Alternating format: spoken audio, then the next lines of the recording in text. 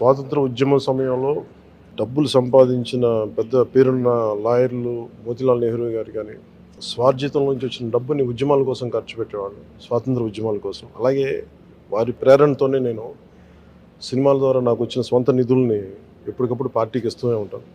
దాంట్లో భాగంగానే పార్టీ నిర్వహణ నిమిత్తం 10 కోట్ల రూపాయలు నా సొంత నిధుల్ని మా పార్టీ ట్రెజరర్ శ్రీ రత్నం గారికి అందజేశాం.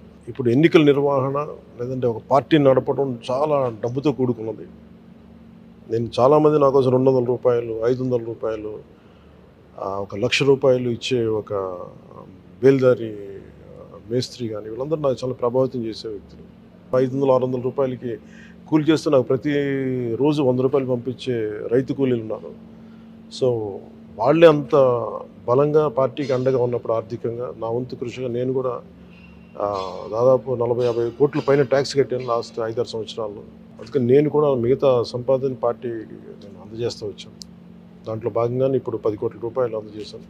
మనస్ఫూర్తిగా ఇది పార్టీకి అండగా ఉంటుంది ఈ నిధులు అని చెప్పి రత్నం గారికి తెలియజేసుకున్నాను. Thank you sir. Thank you.